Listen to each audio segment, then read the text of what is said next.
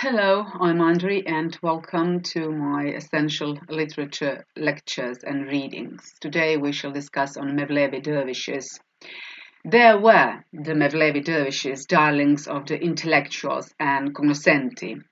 They sprang up around a poet named Jalaluddin, who was born in Balkh, for which reason in Afghanistan he is known as Jalaluddin-i Balkhi.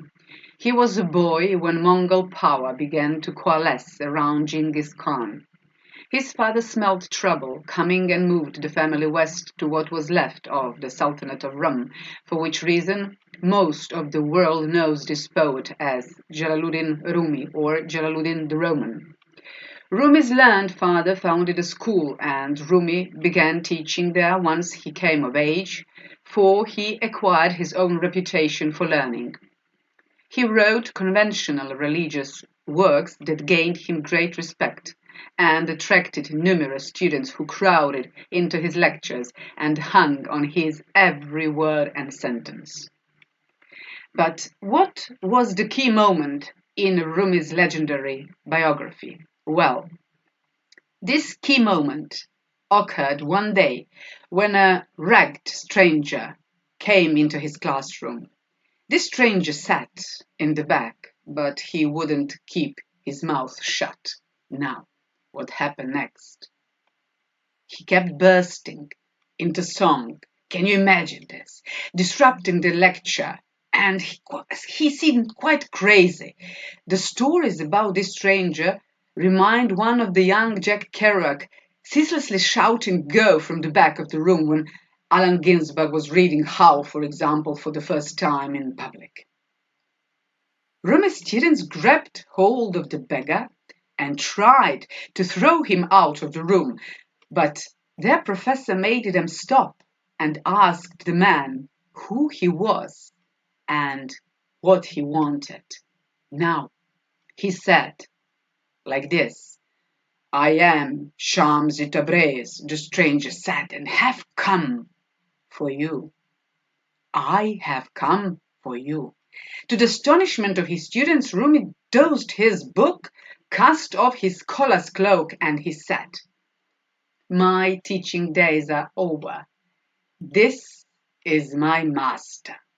He walked out of the classroom with Shams, and he never returned. Jalaluddin and the beggar became inseparable. These two bonded passionately, but on a purely spiritual level, bonded so utterly that Rumi began to sign his poetry with his master's name.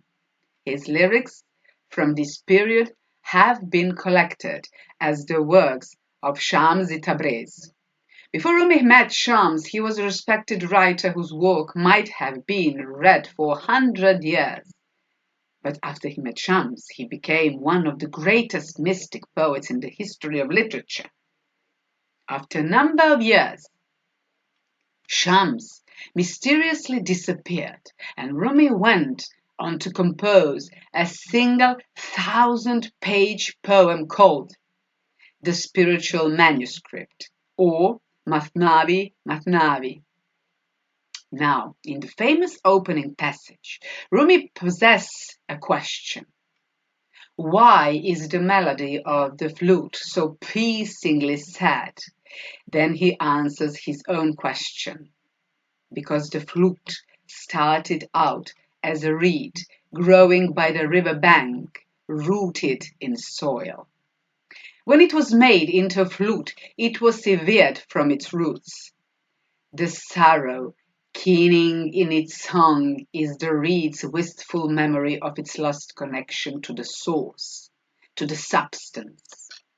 In the next 30,000 couplets, Rumi delivers hundreds of stories in a language thrumming with eroticized religiosity, illustrating how we human flutes can recover our connection to the source, to our substance, to the essence.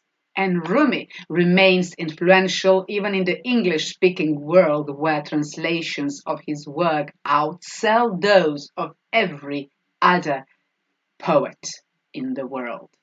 In short, Sufism had something For every taste and for every class, Sufis converted the pastoral nomads to Islam, so these tribes imbibed the passions of Islam before absorbing its doctrines. Sufi orders intertwined with artisans' guilds, merchants' associations, the peasantry, with aristocratic military groups like a web. Sufism connected all the disparate groups in this atomized world, which was fascinating. And some Sufi brotherhoods devoted to Futuwa ideals developed into Ghazi corporations. And what we need to know, and many of you do not, that the word Ghazi meant something like a warrior saint. Ghazis were reminiscent of the Knights Templar and, for example, other Christian military orders spawned during the Crusades, except that no one ordained them because Islam do not have Pope-like figure to do the ordaining. And so, instead, Ghazis, what they did, they were like an Islamic version of the knights of Arthurian legend, and hundreds of them, of these Ghazi and Ghazi groups, sprang up, big ones and little ones, in search of fame, in search of fortune. These knights slide into the frontier marches that every growing belt of territory that the Byzantines still officially claimed, but where their authority had grown dubious. Once in a while, some Ghazi chieftain secured enough territory to claim a little state of his own, whereupon he promptly declared himself an Amir, also Emir, and his little state an emirate.